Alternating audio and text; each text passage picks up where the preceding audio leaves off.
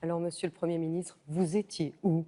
Je suis assez sidéré de cette question qui est posée de manière permanente, sans relâche. Nous sommes au travail. J'étais au Parlement, par exemple, pour défendre l'action de la Belgique sur le plan international en Syrie, par exemple. J'étais, par exemple, vendredi, mais c'est vrai qu'il n'y avait pas de caméra et peu aussi de représentants de l'opposition présents en commission parlementaire pour défendre le plan national de réforme et l'ensemble des stratégies que nous mettons en œuvre avec les régions, pas seulement au départ du fédéral pour doper l'emploi, pour doper l'activité économique. Et je suis tout à fait déterminé à continuer à agir. La situation, elle est complexe, elle est délicate. Je sens bien aussi qu'il y a depuis plusieurs semaines, après ces attentats dramatiques qui nous ont frappés, un sentiment de questionnement chez beaucoup de nos concitoyens. Il y a eu des attaques très dures venant de la presse internationale ou d'une part de la presse internationale. Ça peut-être semer des doutes à l'intérieur du pays. Mais mon appel, plus que jamais, c'est un appel effectivement au volontarisme, c'est un appel à la lucidité. Il y a des défis devant nous, oui, mais on a aussi beaucoup de succès, beaucoup de talent. Charles Michel,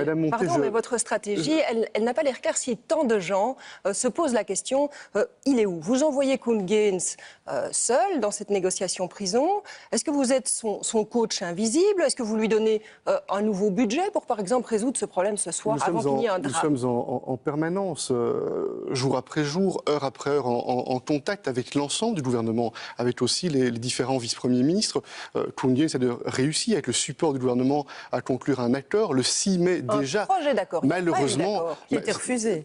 Si je peux être précis, il y a un accord qui a été conclu, qui a été refusé par la base. Ce qui est donc une difficulté, parce que quand le gouvernement, via le ministre de la Justice, qui lui a la confiance du gouvernement, négocie avec des représentants syndicaux qui sont ensuite désavoués par leur base, mais ça complique la situation, ça radicalise des positions manifestement dans le camp syndical. Et néanmoins, nous avons voulu tout mettre en œuvre pour donner la chance à ce que cette négociation puisse atterrir le plus vite possible. En ce moment même, des négociations sont en cours, comme vous le savez. Et vous savez, si je m'étais exprimé jour après jour, j'aurais pris le risque de compliquer les négociations. Et moi, je veux donner toutes les chances. Certains analystes disent que c'est plutôt pour ne pas écorner votre image que vous avez préféré rester en dehors. Si je voulais être préoccupé par mon image, je ferais un autre métier. S'il y a bien un métier en ce moment en Belgique où on est exposé, où on prend des critiques, parfois sans doute justes, parfois pour une part largement injustifiées, c'est le métier que j'exerce aujourd'hui. Et ce que je regrette, Madame Montet, mais je ne vous le reproche pas, bien sûr, c'est que dans ces petites capsules vidéo d'introduction, vous ne mettiez pas en évidence le fait qu'aujourd'hui, grâce à nos réformes, le nombre de faillites en Belgique est le plus bas depuis les 10 dernières années. Ce ne sont pas des capsules de promotion, ça doit être pour cette raison-là. Non, mais la vérité a ses droits, je ne parle pas de promotion. Nos concitoyens peuvent savoir qu'aujourd'hui, depuis 25 ans, le taux de chômage est le plus bas dans notre pays. Ils peuvent savoir que nos réformes produisent de plus en plus d'effets, puisque, par exemple, ce fameux handicap salarial, ce qui détruit des milliers d'emplois depuis des années, il est résorbé aujourd'hui. Monsieur le Premier ministre, faire des économies dans des dossiers, dans des secteurs aussi sensibles que la justice, que les prisons, est-ce que ce n'est pas une erreur ? Est-ce qu'il ne fallait pas faire une exception pour ces secteurs-là en particulier ? Mais il faut être très précis. Dans les faits, nous avons très largement épargné les secteurs, puisque la première décision que nous avons prise sous mon gouvernement, c'est de mobiliser 160 millions d'euros pour payer les factures du passé, pour la justice. Précisément un acte exceptionnel, parce que nous pensions qu'il fallait donner un signal, donner un geste. Le premier contrôle budgétaire en 2015, nous avons mobilisé 30 millions d'euros supplémentaires pour la justice. Nous avons des attentats dramatiques, d'abord à Paris. Qu'est-ce que vous voulez dire que vous pensez comme Barr-de-Wever que c'est la faute du PS ? Ce que je veux dire, je ne prends pas cette sémantique-là. Ce que je veux dire... Mais vous parlez d'un héritage du passé. Ce que je veux dire pour les factures du passé en guerre de justice, c'est une facture collective. Il y avait 4 partis dans le gouvernement, le mien était présent. Il y avait même 6 partis dans le gouvernement, le mien était présent également. Donc j'assume cette part du passé. Ce que je veux montrer, c'est que la vérité a ses droits et des chiffres ont parfois été communiqués de manière erronée. Certains ont même comparé des choses qui étaient totalement incomparables. Je donne un exemple. Les maisons de justice qui font partie du budget justice ont été transférées dans la 6e réforme de l'État. Ça ne relève plus du fédéral. Certains comparaient les montants en prenant en compte quelque chose qui ne relève plus de l'État fédéral. Et donc, quand je regarde les trajectoires budgétaires, je pense que nous devons effectivement faire des réformes, moderniser. Il y a des réformes, des économies sur la masse salariale, là, quand même. Aussi prendre en compte... Vous ne pouvez pas mettre ça de côté. Non, mais je ne le nie pas. C'est comme ça dans tous les départements. Je ne nie pas qu'on ne peut pas vivre au-dessus de nos moyens collectivement et que pour faire les réformes qui sont nécessaires, on doit aussi regarder ce qui se passe dans d'autres pays européens. Et justement, on a fait la comparaison du système judiciaire des Pays-Bas. Quand on entend à l'étranger que la Belgique est un État Permettez-moi d'aller au bout d'un défaillant. argument et je répondrai ensuite à votre question. Ce que je veux indiquer, c'est que quand on regarde les comparaisons européennes, européenne. Que voit-on? En Belgique, il y a proportionnellement le même nombre de magistrats que dans la moyenne européenne par habitant.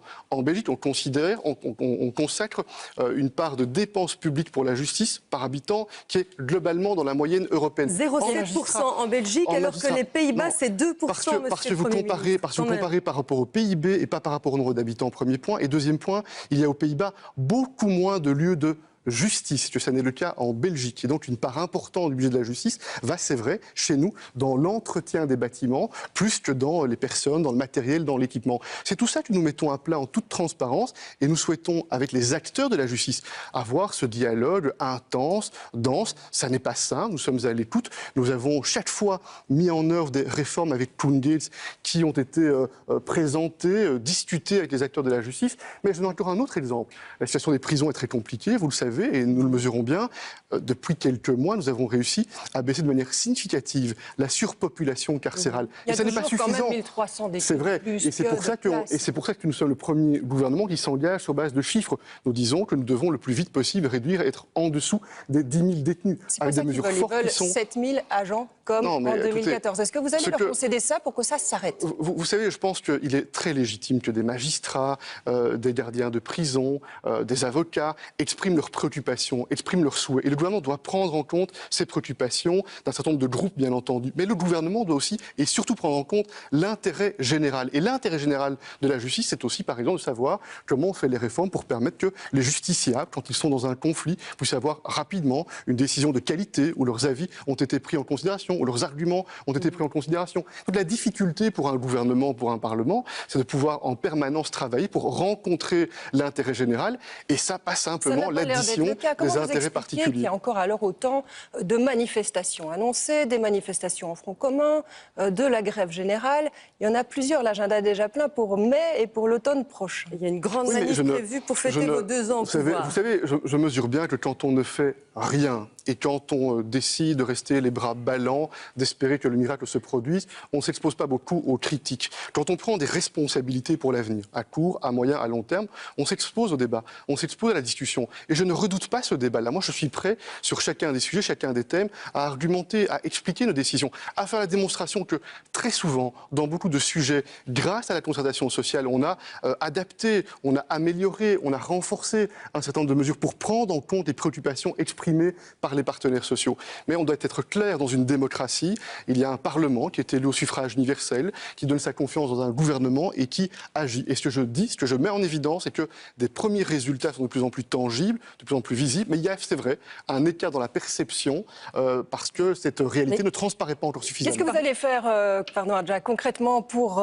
montrer au reste du monde que la Belgique n'est pas, selon vous, un État défaillant? Vous savez que les Américains pointent la Belgique comme le 2e pays où ils auront peur d'aller, où ils n'iront pas en vacances. Si vous vous contredisez, le débat... Non, mais c'est complémentaire. Si vous coupez la parole, mais je vais vous répondre, bien entendu. Donc, d'une part, il y a une stratégie, c'est vrai, on va devoir le faire, de communication, d'explication en Belgique et à l'étranger. Nous avons pris la décision, elle sera concrétisée demain au Conseil des ministres, de libérer plusieurs millions d'euros pour mener des campagnes de communication internationale. Et nous proposons 4 millions d'euros par fédéral. Et nous proposons aux entités régionales, aux partenaires privés également, de s'associer dans une stratégie commune. Mais la communication, ça ne suffit pas. Il faut aussi des résultats.